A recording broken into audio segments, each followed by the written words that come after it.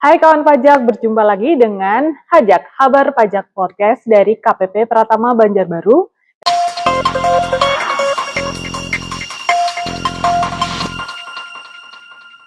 Kali ini memasuki ke episode kedua. Kali ini kita akan membahas sesuatu yang mungkin tahun-tahun sebelumnya sudah kita tunggu-tunggu ya Mas Heri.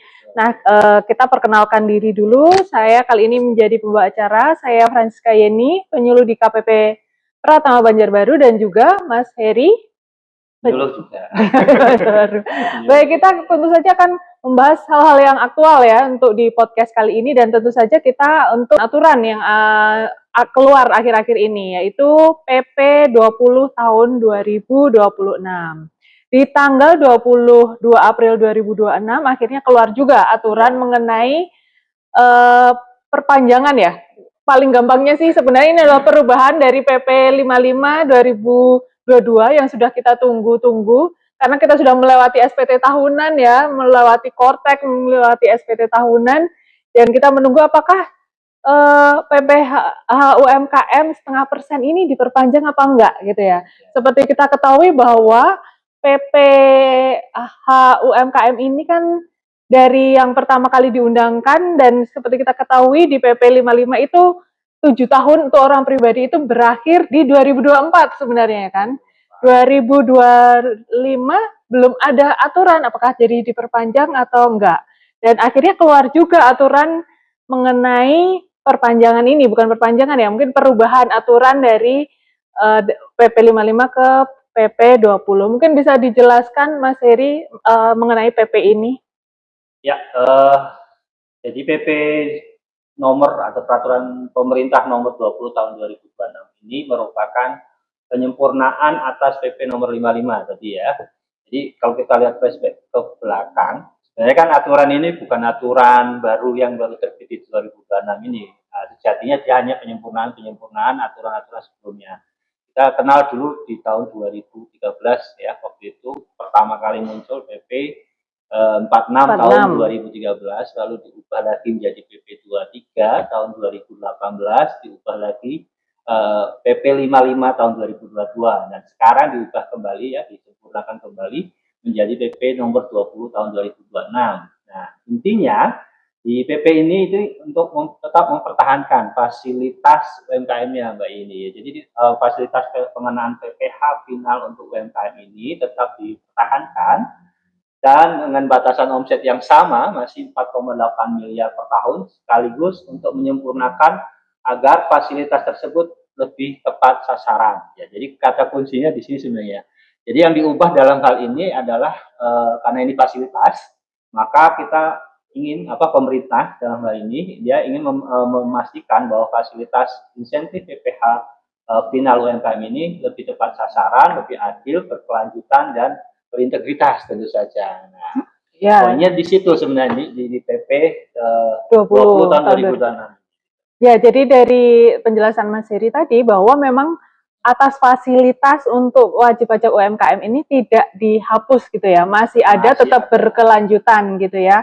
Dan omsetnya pun juga masih tetap 4,8 miliar per tahun ya. Jadi memang harus dilihat dulu per tahunnya. Nah, siapa aja sih, apakah ada perbedaan dari PP 55 ke PP 20 ini, siapa aja yang bisa memanfaatkan? Apakah kayak dulu semuanya bisa atau sekarang dibatasi Mas Heri?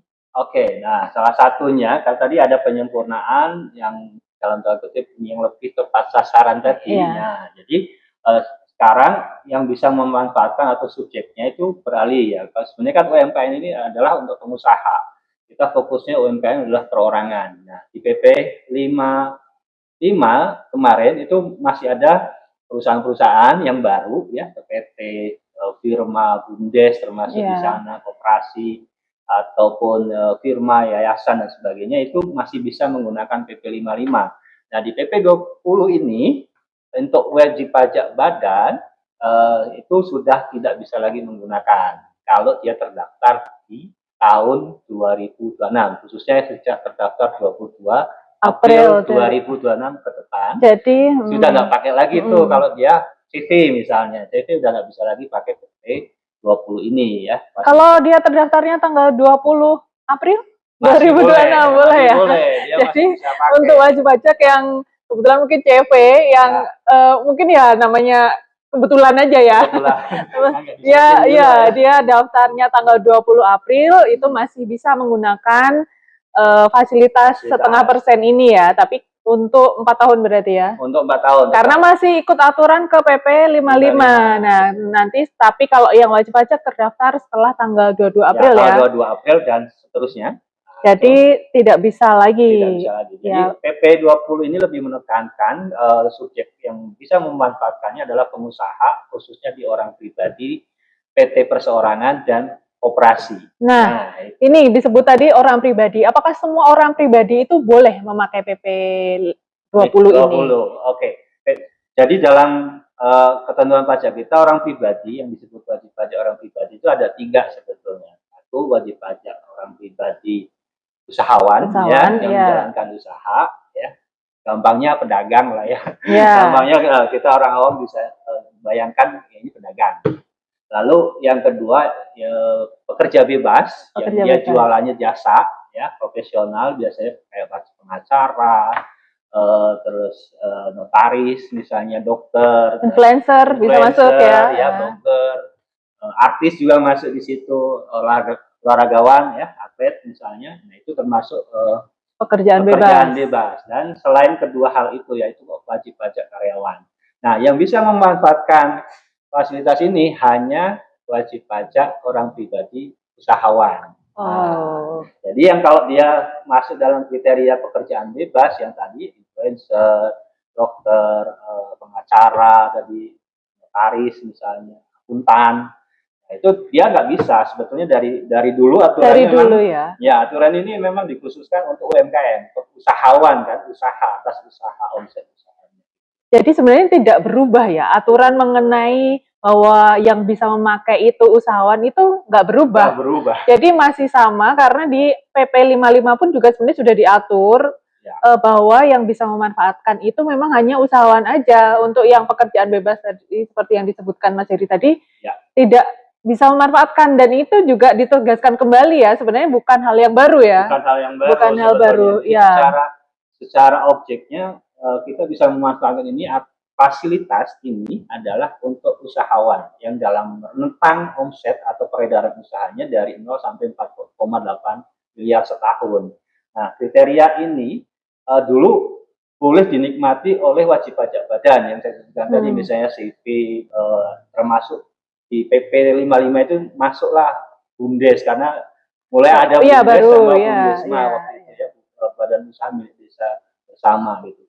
Nah, mulai PP 20 ini ya, kita bilang rezim PP 20 ini yang PP badan tadi sudah nggak bisa lagi pakai, hanya 3 subjek saja, yaitu wajib pajak orang pribadi usahawan, PT perseorangan, dan koperasi saja yang bisa menggunakan. Nah, ini mungkin juga harus dipahami lagi ya kawan pajak, karena memang tadi seperti disebutkan bukan hal yang baru, hanya mungkin merubah sedikit aja dengan dari yang PP 55 tadi. Nah, pertanyaan tadi kan disebutkan omset 4,8 miliar. Nah, itu hanya omset dari usahanya aja atau jumlah keseluruhan? Kan bisa aja saya misalnya punya toko, tapi saya punya karyawan gitu. Bukan karyawan. Saya kerja di tempat lain, misalnya saya karyawan, tapi saya juga punya toko gitu kan ya. Terus saya juga buka konsultan gitu. Nah, itu omsetnya itu khusus hanya untuk yang dari tokonya itu atau keseluruhannya itu 4,8 itu? Jadi yang dihitung untuk orang perorangan adalah omset keseluruhan yang dia dapatkan dari 1 tahun pajak. Pokoknya penghasilan yang dia terima. Misalnya, contohnya adalah kita memiliki penghasilan dari usaha dagang sebesar 2,5 miliar. Nah, terus kita mendapatkan tadi jadi jasa konsultan 2 miliar, total berarti 4,5. Ternyata kita juga ada penghasilan dari usaha lain selain 2 hal tadi, misalnya kita dapatlah taruh 500 juta, totalnya jadi 5 miliar, maka itu sudah tidak lagi berhak menggunakan PP 20 tahun 2026. Tapi mulainya bukan di tahun 2026, nanti di tahun pajak 2027. Kalau sekarang masih bisa menggunakan karena omsetnya di bawah 4,8 di tahun kemarin ya, 2025 kita lapor SPT. Nah, maka sampai dengan akhir tahun kita masih tetap menggunakan PP 20 yang 0,5% ini sampai akhir tahun 2026 sampai lapor SPT. Nanti mulai Januari kita sudah tidak boleh lagi menggunakan PPh final 0,5% ini. Pertanyaannya Mas Heri, mungkin agak sedikit fundamental ya. Kenapa sih, kenapa sih pekerja bebas itu tidak bisa menggunakan fasilitas PPh UMKM? Nah, itu kenapa ya? Kenapa? Ya. Pertama kalau dari sisi ini dari sisi namanya aja ya, peredaran usaha tertentu. Jadi nama peraturannya itu kalau kita baca ini tentangnya adalah peredaran usaha tertentu. Nah, dan jelas atas usaha sebenarnya, bukan atas pekerjaan bebas.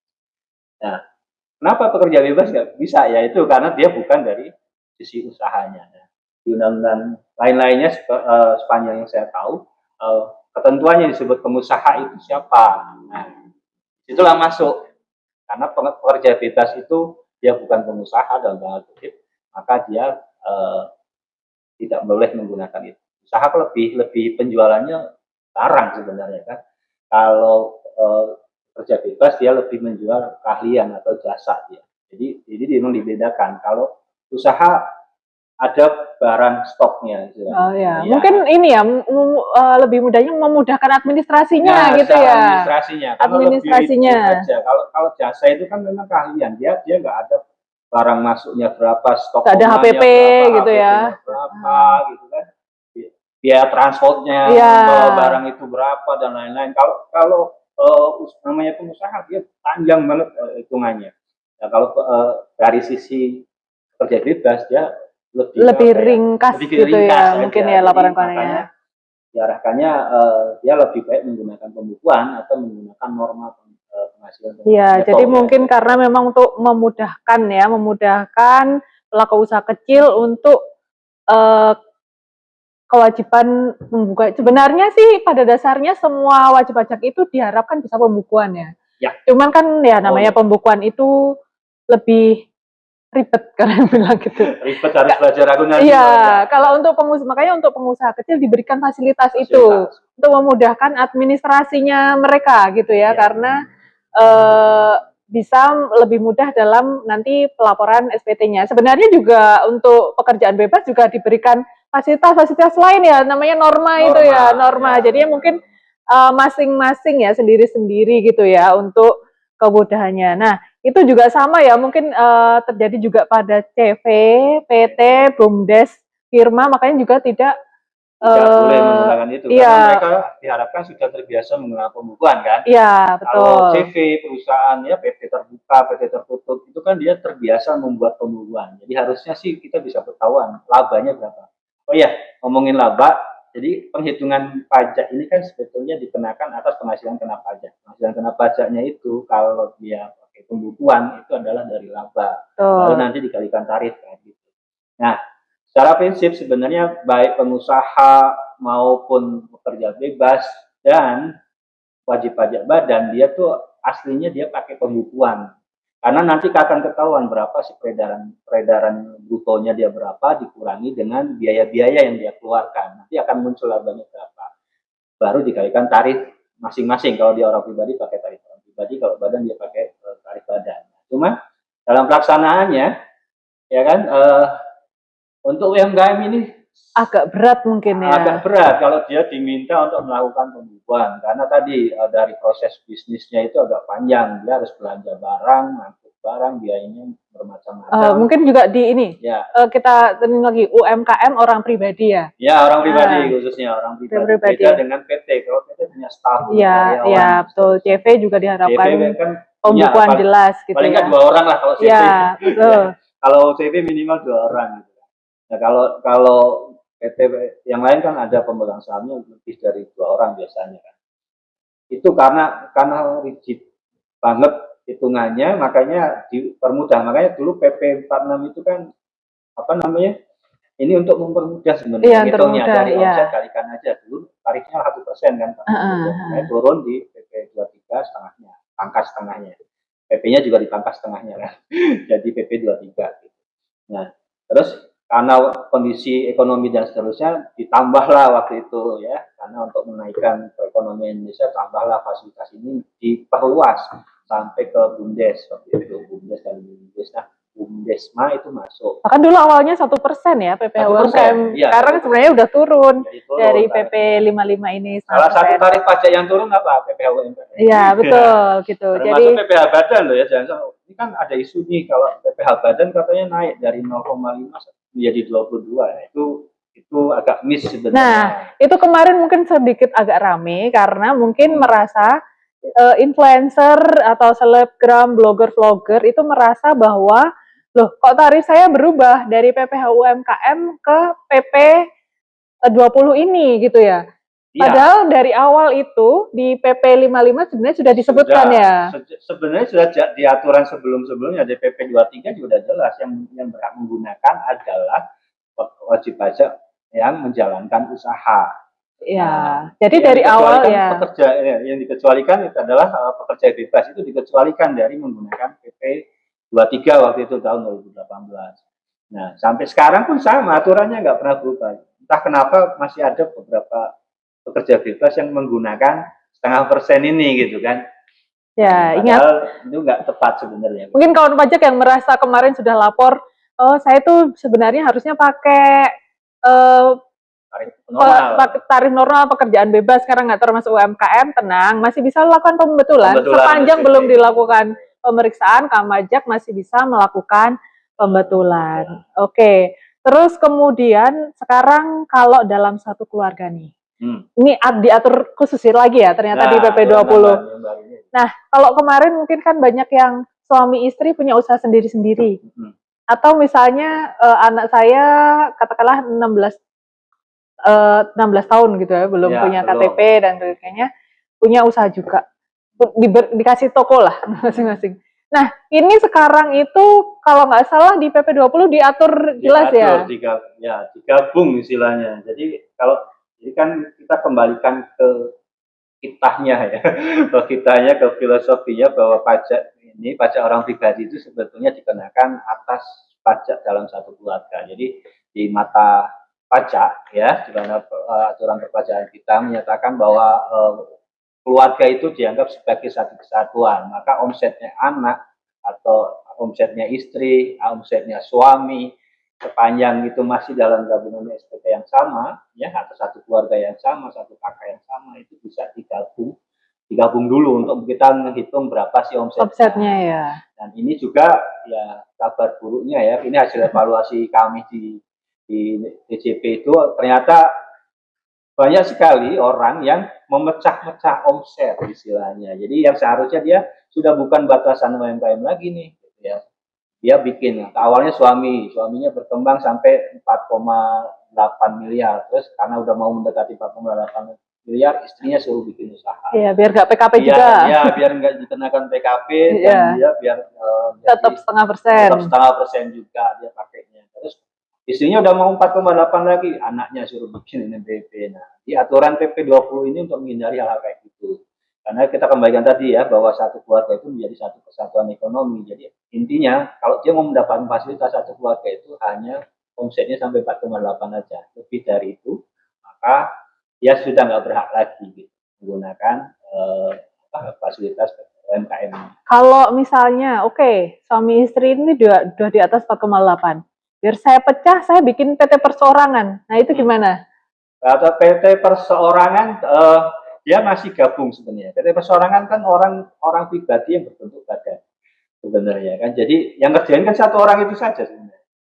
Ya secara prinsipnya dia masih orang pribadi yang sama gitu. Dia direkturnya, dia yang ngerjain pajaknya, dia yang nyari modalnya. Sebenarnya sama aja kayak dia. Karena dapat satu orang itu aja satu orang aja, ya. Jadi nggak bisa. Perorangan nggak bisa beberapa PT, jadi nggak mungkin. Harusnya ya satu PT ya itu aja. Jadi memang omset ini selain tadi dilihat dari mana tadi ya pekerjaan bebas, kegiatan usaha dan juga dari pekerjaan atau karyawan, kita juga harus lihat dijumlahkan lagi dengan PT perseorangan. Perseorangannya dan juga keluarga gitu ya. Ya, seluruh keluarganya. Ya, itu itu berapa? Di atas Bergabung. 4,8 Kalau apa di atas enggak? itu ya berarti itu sudah tidak berhak lagi memanfaatkan PP. Gimana kalau suami istri ini punya perjanjian pisah harta? Nah, itu sama. Nggak ngaruh ya, walaupun Nggak ngaruh, ada nggak ngaruh. pisah harta, mau apa lagi ya? Ya, Intinya sih tetap walaupun ada perjanjian-perjanjian itu tetap digabung. digabung dulu. Nah. Gini, kita asumsinya gini, PP 20 ini adalah insentif. Namanya insentif anggaplah sebagai bansos kalau saya. Ya, sorry ya kalau mau analogikan ya. Kalau bansos itu kan hanya orang-orang tertentu, pihak-pihak tertentu yang menerima. Kalau kita udah nggak masuk di levelnya yang penerima itu, ya seharusnya kita nggak boleh dong menerima fasilitas itu. Kita harusnya mensubsidi orang lain. Nah, pajak ini kan mengatur itu, jadi supaya fasilitas ini tarif murah 0,5% ini bisa dinikmati oleh benar-benar UMKM gitu yang memang omsetnya dalam satu keluarga itu dia masih 0 sampai 4,8 miliar saja. Jadi kalau udah lebih dari itu ya kita udah nganggapnya bukan lagi pengusaha menengah dia kan. Apalagi pengusaha kecil, dia udah pengusaha menengah, bahkan kalau di atas 4,8 kan berarti dia udah pengusaha besar levelnya yang seharusnya sudah mensubsidi UMKM ini. Janganlah pakai ini karena semakin banyak orang yang pakai ini kan penerimaan negara makin kecil. Sehingga manfaat untuk masyarakatnya jadi semakin kecil. Jadi kita kembali lagi, tadi kan aturannya ini keluar 2026 padahal banyak berakhir 2024. Ini 2025 itu sebenarnya masih boleh nggak sih memanfaatkan UMKM ini? Nah, kalau dia fasilitasnya berakhir pada 2025 ya tentu saja masih tetap bisa pakai dong. Sepanjang memenuhi tadi ya omsetnya, batasan omsetnya 4,8-nya masih terpenuhi dalam satu keluarga itu tadi. Jadi tetap bisa pakai sebetulnya kan. Nah, tapi kalau sudah di atas ya nggak bisa. Ya nggak bisa. Ingat ya batasnya omsetnya. Dan juga kita tadi belum menyinggung ini koperasi. Nah, koperasi itu masih bisa kan memanfaatkan? Masih. Kan tadi ada 3 subjek, orang pribadi, PT perseorangan, dan koperasi.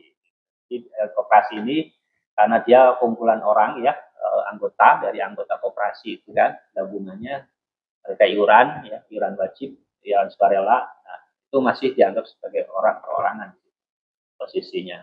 Nah, ini di PP 20 ini juga ada aturan baru, mungkin bukan aturan baru ya, lebih menegaskan lagi mengenai swab dan gratifikasi yang tidak bisa menjadi pengurang. Ini hal yang baru juga nih ya di PP 20 ini. Tadi ada kata-kata integritas, kita di depan ngomong PP ini ada unsur integritasnya nih, apa salah satunya? Karena tadi salah satunya biaya untuk menyuap, itu tidak boleh dibiayakan untuk menghitung laba kita. Iya, gitu intinya untuk integritas dan juga sehat ini supaya supaya nggak tercemar lah ya, karena kutip ya. Dan kenapa sih? Nah itu kan udah jelas dilarang. Tapi dalam prakteknya ada beberapa orang yang membiayakan ketika dia ngasih dalam tanda kutip suap atau gratifikasi ke oknum-oknum tertentu, terus dia biayakan di laporan laba ruginya. Nah sekarang jelas di aturan ini dipertegas bahwa kalau kita membiayakan itu akan dikoreksi harusnya. Nantinya pasti dikoreksi oleh kantor pajak. Karena nggak boleh kita pakai suap itu nggak boleh dibiayakan di situ. Oke Mas Heri, ini mungkin di akhir kita akan coba untuk sedikit menyimpulkan. Saya akan bicara mitos dan fakta. Coba Mas Heri nanti jelaskan apakah itu mitos atau fakta. Oke, mitosnya adalah dengan PP 20 ini PPh final UMKM dihapus. Oh enggak dong, kan tadi udah jelas ya masih ada tarifnya dari 2013 time awal 1%, 2018 sudah 0,5% sampai sekarang PP 20 tarifnya juga 0,5%, tetap masih ada, tidak dihapus. Tidak dihapus. Yang kedua, tarif PPh UMKM naik. Tadi ada yang bilang dari setengah menjadi 22%. Nah, apakah mitosnya adalah apakah tarif PPh final UMKM naik? Tidak. Kalau dia berhak mendapatkan fasilitas tersebut, tarifnya tadi 0,5% saja dari peredaran usahanya atau omsetnya dia. Nggak naik ya. Oke, mitos selanjutnya, semua pelaku usaha kehilangan fasilitas PPh UMKM ini. Ya, enggak no. Enggak semua kan orang pribadi dapat, PT perseorangan dapat, koperasi juga dapat kan. Jadi enggak semuanya semuanya. Tetap tersedia, cuma memang sekarang lebih tepat sasaran. Jadi pemerintah memberikannya ke yang tepat sasaran aja, hanya orang-orang yang berhak saja loh. Analoginya kayak bansos lah, Ya. gitu ya. Nggak mungkin semua orang dikasih. Nah, mitos selanjutnya adalah CV dan PT bisa memanfaatkan fasilitas ini. PT dan CV sepanjang dia masih ada di aturan sebelumnya di PP 55, kalau ada masih waktu 4 tahun, yang terdaftarnya ya, terdaftarnya misalnya 2024 PP-nya, dia sudah pakai setengah persen ini sejak 2024, maka dia masih bisa pakai tuh 2024, 2025, 26, 27 terakhir, kan? Tapi kalau dia terdaftar NPWP-nya CV PT tadi terdaftarnya 25 April, nah ini kan mulai berlakunya 22 April, maka dia sudah tidak lagi berhak menggunakan PP 20 tahun 2026. Terus, mitos selanjutnya, influencer dikenai pajak baru. Tidak ada pajak baru lagi, pajak itu ya itu aja sebenarnya ya, pajak baru. Ya influencer, karena influencer yang adalah pekerja bebas, dari awal sebetulnya dia tidak berhak menggunakan PP setengah persen ini. PP 55, PP 20, atau PP sebelumnya juga menyatakan pekerja bebas tidak berhak menggunakan. Jadi kalau influencer pekerja bebas, dia menggunakan NPPN, penghitungan norma penghitungan neto ya, atau dia menggunakan pembukuan, menggunakan laba baru dikalikan tarif. Oke, mitos selanjutnya adalah biaya apapun untuk mendapatkan penghasilan, kan kita tahu ya, 3M itu dapat dikurangkan. Enggak. Nah, di aturan terbaru ini, nggak semua biaya meskipun itu real kita keluarkan untuk memperoleh penghasilan, untuk mendapatkan penghasilan atau memelihara penghasilan kita, itu tidak seluruhnya bisa dibiayakan dalam peraturan pajak kita sekarang.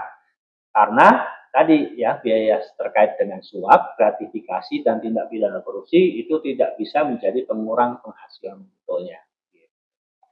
Oke, di akhir ini kita akan kesimpulannya. Jadi apa sih inti dari PP 20 tahun 2026? Intinya adalah penyempurnaan atas PP 55 tahun 2022. Intinya adalah pemerintah tetap mempertahankan fasilitas PPh final setengah persen bagi UMKM dengan catatan tadi ya, siapa aja, dengan batas omset tetap 4,8 miliar per tahun. Sekaligus untuk menyempurnakan pengaturannya agar fasilitas tersebut lebih tetap tepat sasaran, adil, berkelanjutan, dan berintegritas. Demikian kawan pajak, apabila terdapat hal yang ingin ditanyakan lebih lanjut, silakan hubungi Instagram KPP Pratama Banjarbaru di @pajakbanjarbaru atau bisa melalui WA Helpdesk di 0877 9096 0737. Baik, kawan pajak, sampai jumpa di podcast selanjutnya.